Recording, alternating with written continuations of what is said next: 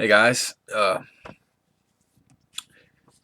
heard this argument several times now. Came across an article, and I've been kicking around in my mind. This article is a perfect place to introduce this. The argument over the firstborn passages that Paul uses. Both. This is what's interesting about this.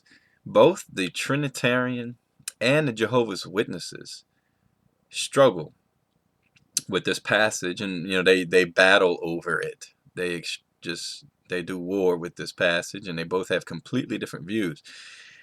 And I'm going to propose that they're both wrong, way, way, way wrong, way off, way off.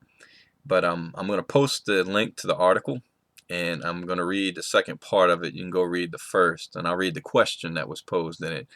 And then we are going to put their claims to the test. And the article can be found at Christian Courier. And like I said, I'm going to post the link so you can see it for yourself and read the part about preeminence and all that. This is by Wayne Jackson. And the question is, was Jesus created first? A friend who is a Jehovah's Witness says that Jesus Christ was the first creature made by God the Father. He cites Colossians 1:15, where Jesus is said to be the firstborn of all creation as proof. Can you comment on this? And he goes in, basically, I will read the first part of preeminence. He says the Greek word for firstborn is prototokos, a term with roots in the Old Testament. When the word is used literally, it can denote the first that comes from the womb, whether man or beast, as in Exodus 13:2. Frequently, however, firstborn is an expression of rank or preeminence, and the original linguistic components, first and born, no longer play any role in the meaning, as in Exodus 4:22. And I'll let you read the rest of that. I want to go to his response here. Firstborn, not in origin. The world's ripest scholars of the New Testament Greek are virtually unanimous in their opposition to the claims of the Watchtower Society. Firstborn at Colossians 1:15 does not indicate the origin of the second person of the Godhead. There is a precise Greek word to indicate the first of a particular created order. It is the term proto-katistos. The word is defined by classical scholars Adele and Scott as meaning founded or created first on page 1400. This is not the term employed by Paul to depict Christ in the Colossian context, though the apostle had a term available should he have wanted to make that point. That he did is not is significant. Balls and Schneider observed that prototokos in Colossians 1:15 emphasizes superiority of essence, and it does not suggest that Christ is a part of the creation himself, but he stands rather in a unique relationship with God, the invisible. W. Michaelis in the Kit Frederick Dictionary notes that the four clause that begins verse 16 provides the explanation for the term firstborn, namely all things owe their creation to Christ's mediation. He insists that the point is not that Christ is the first creature, rather, though being emphasized is Christ's supremacy over creation. Bromley, page 968. Moreover, since the apostle affirms that Jesus created all things, it would follow logically that if he himself were a created being, he must have made himself. This guy's about to refute himself, so watch this. This is funny. Christ made himself. We already know he did not make his flesh, so we know that from the scriptures of Matthew and Luke. It was the Holy Spirit that caused the conception of the Spirit. But watch what this dude does. Recognizing this necessary, though absurd conclusion, the Watchtower Society presumptively inserted into the text the term other into the New World Translation at verse 16, because by means of him all other things were created. There, because of brackets, reveals an awareness. There is no textual basis for this insertion. Finally, the use of firstborn in verse 18 sheds light on the foregoing text. The Savior is described as the firstborn from the dead. Jesus was not the firstborn from the dead as a consequence of being the first one ever to be raised from the dead. Okay, you hear what he just said. Jesus, let me go back. Jesus was not the firstborn from the dead as a consequence of being the first one ever to be raised from the dead. There were resurrections from death both in the Old Testament and during the personal ministry of the Lord. Okay, so that's what he's saying, that Jesus was not the first one resurrected, and that's why he can't be the firstborn from the dead. Then he says, Christ is firstborn from the dead, in that he demonstrated his power over the grave. He was even instrumental in effecting his own resurrection. Further, unlike others who were resurrected, Jesus was raised to die no more. There it is. That's why he's the firstborn from the dead. He is the ever-living one who now has the keys over both death and Hades. There is simply no justification for the notion of a pre-incarnate word was a created being. This is but one of numerous errors afflict the Watchtower movement. So this guy basically says, and he's beating around the bush here. He's saying that he wasn't the first one resurrected. Therefore, he's not the firstborn from the dead for that reason. The reason he's the firstborn from the dead is that he demonstrated his power over the grave. And then he gives this soft statement. He was even instrumental in effecting his own resurrection. The scripture is clear. God the Father raised Jesus from the dead. You can beat around that bush all you want. But he did stumble on the actual answer. Jesus was raised to die no more. So here you have the Jehovah's Witnesses taking this passages in Colossians to mean that Jesus was the first creation, period. He was the first one created. This guy is alluding that he can't be part of creation. Therefore, he would have created himself. So it's a preeminence thing. The word doesn't mean the physical birth and the way it's used, because it's a special word, basically is what he's getting at. So let's see if this holds up. Let's see if we just study this one word everywhere it's used in the Bible. I found it 8 times. Let's see if the Jehovah's Witnesses claim holds up, and let's see if the Trinitarian claim holds up. That one, Jesus was the first thing ever created in all of creation, and that two, the firstborn from the dead is simply his preeminence. That's what he's getting at. It's not a literal firstborn from the dead kind of thing. And then he throws in this, like I said, this kind of gray soft statements that he was raised to die no more. And that's why he's called the firstborn from the dead, because he's preeminent. He was given this. So let's see what happens. The actual word in question, according to Biblos, is 4416a, protatokos. It means firstborn, and it's from the word, just like you said, protos and takos, childbirth, offspring, from the word tikto. The definition is firstborn, and in the NASB translation, it's translated as firstborn 8 times. Okay, so that is everywhere it's used in the NASB. The first occurrence is at Luke 2:7. We're about to blow some of these arguments right out the water, right out the gate. Starting at chapter 2, verse 6. And while they were there, the time came for her to give birth, and she gave birth to her firstborn son, and wrapped him in swaddling clothes, and laid him in a manger, because there was no place for them in the inn. Okay, so this puts a hole in the Trinitarian claim right there, because the word is literally used as far as it being special. Luke uses it to tell you a kid is born, a person, a normal human birth. So we got a problem right there. And you notice in all 8 times it's never translated as preeminent. Okay, he is the preeminent of all creation. It's translated firstborn, because that's what it means. It means to be the first of a type, if you will, a son. So we go to Romans 8:29 is the next occurrence, and it says, "For those who he foreknew, he also predestined to be conformed to the image of the Son, in order that he might be the firstborn among many brothers." Now, if this is a Trinitarian claim, he might be the preeminent of many other preeminents. I don't think that's what he's getting at. And again, the Jehovah's Witness claim, that's not the context of this.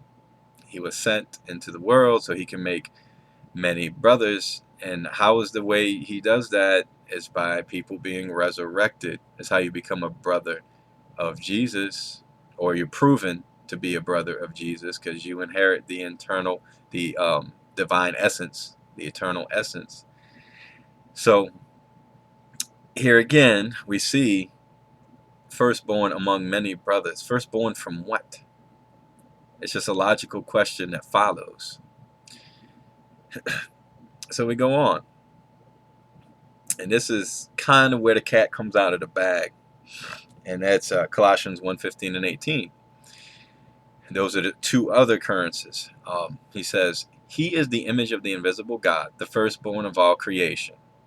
Okay, so the Trinitarian is forced to say he's the preeminent of all creation. And the Jehovah's Witnesses says he's literally the firstborn of all creation. The question is, what creation? And when you read Paul, you need to understand he almost all the time views Christ in the resurrected state versus the born human state. But let's see if he explains himself and clears this up for us. He is the image of the invisible God. Okay? The only way you can be the image of something invisible is to be something that carries its qualities. And if you wish to make the jump and say it's the eternal nature, no, it's his qualities, his attributes, as far as the miracles he did, the love for his people. Those are the things that he's talking about. And if you think he possessed those things in of himself, he clearly tells you in the book of John, it is not I, but the Father in me that does the work. The Father is not a code word for the divine substance. It means the Father. For by him all things were created, in heaven and on earth, visible and invisible. Whether this is where it gets funny, whether thrones or dominions or rulers or authorities, all things were created through him and for him. Paul's giving you a set here. This is the set. Now, which makes more sense to you? That Paul is actually claiming that Jesus created the moon, the stars, the trees. I think Paul would have said that. I think Paul would have threw something out there that said that. But if he's talking about the second creation, what changes if Jesus is the beginning of the second creation? It would have to be the covenant. The covenant would have to be the first change in that, according to the Old Testament. So the power structure was changed forever. The power structure of the law, the rulers of the synagogues, King David, Abraham being the father of the Jewish people, and in their understanding the first to be raised to life. And it's a very strange statement to say he created all things in heaven and on earth. Notice he didn't create the earth, but in heaven and on earth, visible and invisible, whether they're thrones or dominions or rulers or authorities. It's an authority structure that he's referencing. All things were created through him and for him. What was created through him? The church was created through him. And he is before all things, and in him all things hold together. And he is the head of the body, the church. He is the beginning, the firstborn from the dead, that in everything he might be preeminent. You notice the word preeminent is used here, and it's after firstborn from the dead, a literal firstborn from the dead. For in him the fullness of God was pleased to dwell, and through him to reconcile to himself all things, whether on earth or in heaven, making peace by the blood of his cross. So if you stop to think about this, it's pretty clear.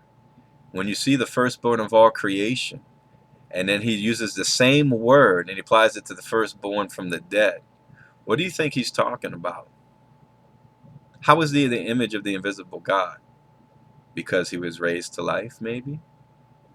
Is that how he's the image of the invisible God? To die never again? And hone in on that. Paul explains himself when he says all things were created in heaven and on earth, visible and invisible. And then comma, and he elucidates his thought. So it's like me going to the buffet and saying, man, I ate everything. I ate everything at the buffet. I had chicken, I had pizza, I had broccoli, I had noodles. But you and I both know there's 100 things on that buffet. But I named the 5 or 6 that I ate. The same thing in creation. There was all kinds of things that were changed. But he goes on to elucidate. It would be more believable if this term was not here at all, where he says whether thrones or dominions or rulers or authorities. The structure was changed. That is what Paul is getting at. The literal creation is not in view. That's really simple to see here, and to see the same term used twice. And here we go again. Remember John chapter 10? We don't stone you but for good works, but you being a man, make yourself God. And then he responds, isn't it not written in your scriptures that you are God? You make two different definitions for that word. Did Jehovah's Witnesses do it? Did Trinitarians do it? Here it is again. The word firstborn is used within two sentences from each other. It's the third sentence. And you redefine it. He's saying the same thing. The firstborn of all creation is the firstborn from the dead. That is the point here. And the creation that is in view is the creation of the world to come. And Paul talks about this all the time, each in their order. He was the first. This plays out through Paul all over the place because he was the first one to be raised to life and be clothed in the spirit of his Father. It is so important for both of those groups to understand. Thrones or dominions or rulers or authorities, the first point they are dropping the ball on is when they're saying all things were created through him and taking that as the Genesis creation. And how come Paul doesn't get into these epic struggles over this? Because that's what he would be doing. He'd be saying Jesus was something completely not related to a man. But no one took it this way. There was no massive. It's very clear when he says thrones, dominions, rulers, or authorities. He's elucidating what he is saying. And I saw James White do this. Actually, it was funny in the argument with Romans 8 and 9, Calvin's debate. And he says, you have to let Paul explain himself. You can't just take that verse. And that's what I'm saying. Let Paul explain himself. He says the firstborn of all creation and calls him the firstborn of the dead within two sentences. That firstborn has to be used the same. And that firstborn was the same one used in Luke chapter 2, verse 7 to describe a human being born. So you mean to tell me this word means A, eternally the first one created, or B, to be preeminent, and that's what that word can only mean, but Luke used it in chapter 2 to describe the birth of a human baby? Was that human baby preeminent over all creation? Was that human baby born in eternity past? No. And this here is Paul clarifies it. Firstborn of all creation is to be the firstborn from the dead to Paul. That's exactly what it means. The next occurrence we have is Hebrews 1:6. And I'll go up a little bit to give context. For to which of the angels did God ever say, you are my son, today I have begotten you? Or again, I will be to him a father, and he shall be to me a son. And again, when he brings the firstborn into the world, he says, let all of God's angels worship him. It's plain to see. When was the firstborn brought into the world? And if this is Paul writing, it makes it even worse. Because he just told you, firstborn, 2 verses later, the firstborn of all creation is to be the firstborn from the dead. That is what he's comparing. He's saying the same thing twice. So if he says he brings the firstborn into the system, the akumene, he's saying, if it's Paul, based on his other usage of the word, he's saying the firstborn from the dead into the world. And when did the angels worship him? When he was the risen Christ? Think about that.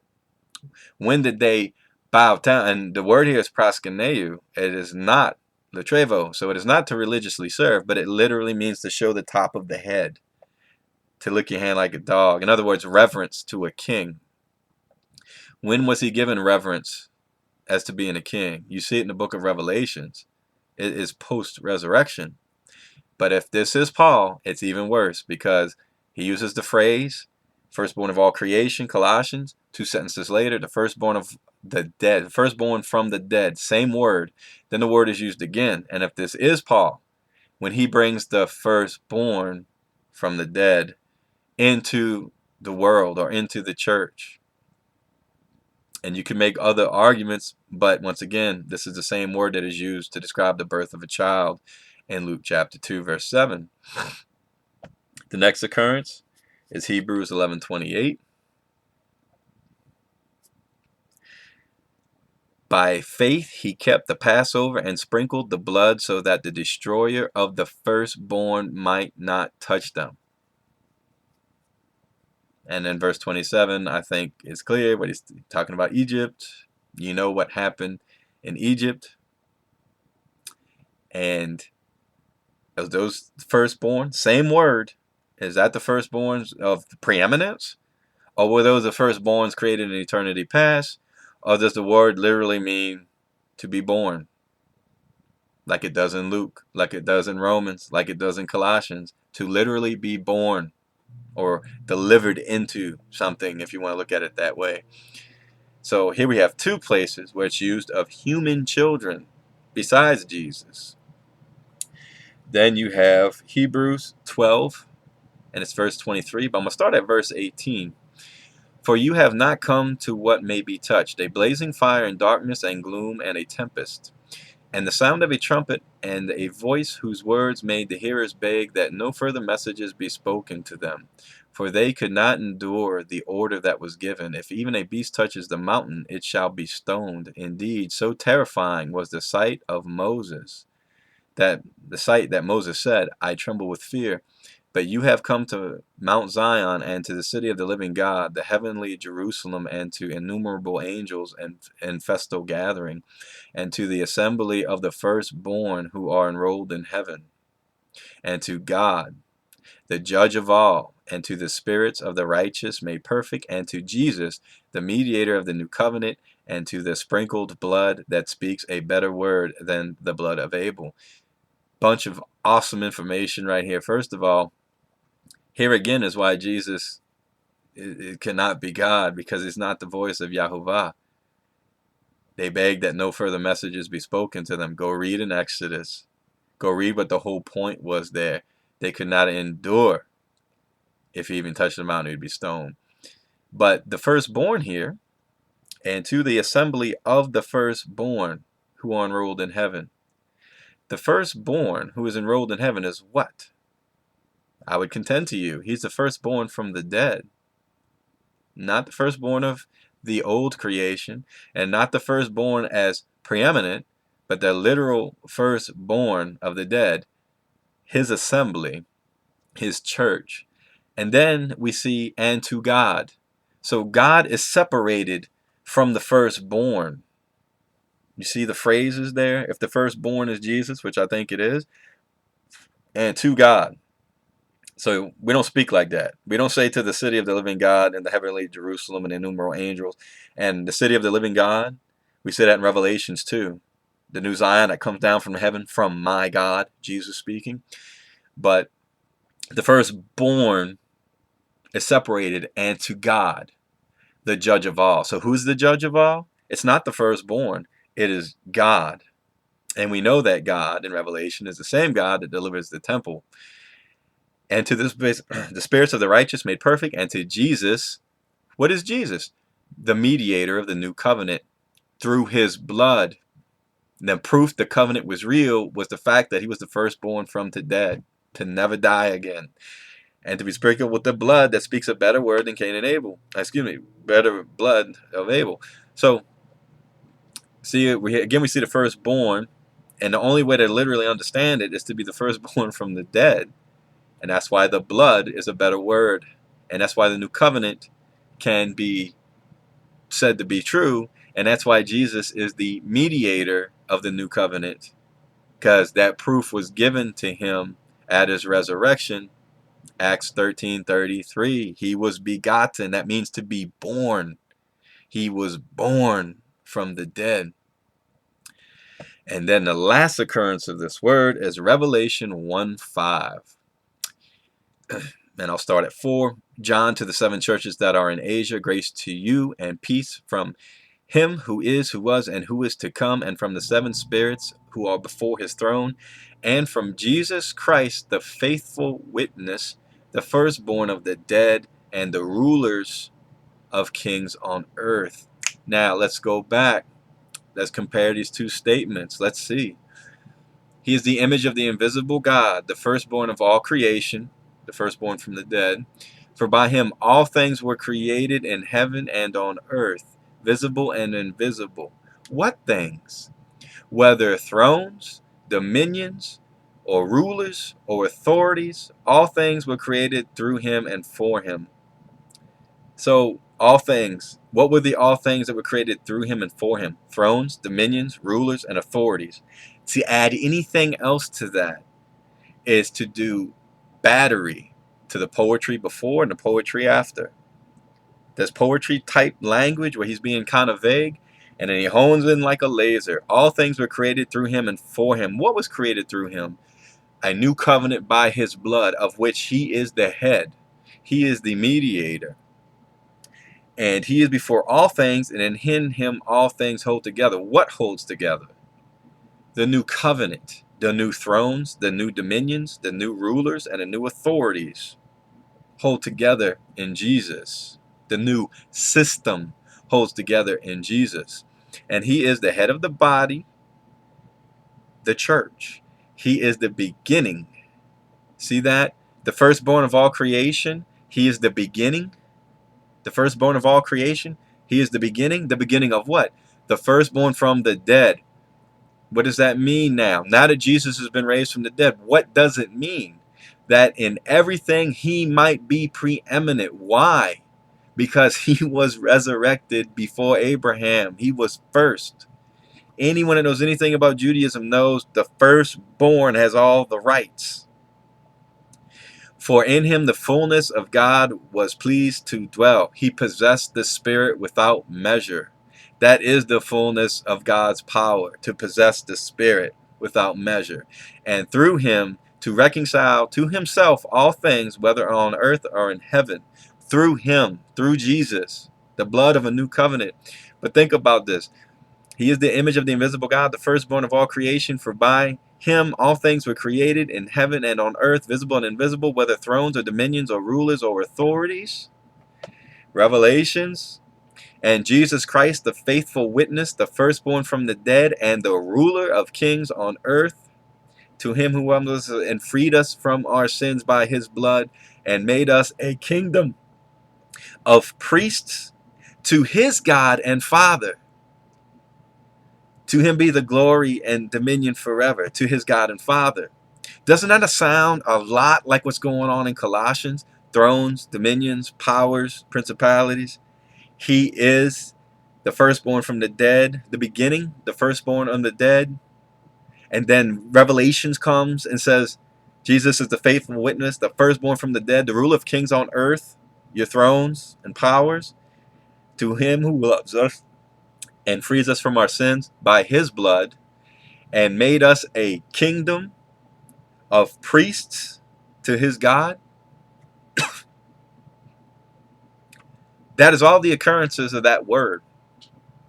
So the thing that the word by itself cannot mean to be the first thing ever created. Hebrews chapter 12 and Luke chapter 2 disprove that, unless you want to say those children were born in eternity past as well. We also have to admit, by preeminence, it cannot mean that by itself either. Because that child in Luke chapter 2 and those children in Hebrews chapter 12 would have to be preeminent over everything as well. The word literally means to be firstborn. And I cannot stress enough, take a look at Colossians and look at what's going on there. Paul adds a lot of words to what he says. But when you cut it down to the factual information he gives, all things were created in him, whether in heaven and on the earth. And you say, well, visible and invisible. What? I mean, what thing? I mean, are you saying everything? And then he clarifies and he says thrones, dominions, rulers, or authorities. My point is, why didn't he say whether it's the stars or the earth or he creates the things on earth? You notice that Paul's not saying he created the earth. He created the things on earth. In other words, the power structure, the new power structure. In the firstborn from creation, you would compare with verse 18. He is the beginning, the firstborn of all creation. He is the beginning, the firstborn from the dead. It's the same word used at 15 that's used at 18. There's no reason to redefine this word. Whatever you exactly think it means, make it consistent at least. Make it consistent. And he goes on, he explains it, and it's mirrored in the book of Revelations exactly. Colossians and Revelations on this issue line up perfectly. So that's that. Jehovah's Witnesses and stuff, man, y'all might want to get away from that argument because it's a bad argument. It doesn't hold up because of Luke chapter 2. Neither translation of this word in that context holds up because of Luke chapter 2 and Hebrews chapter 12. So, God bless.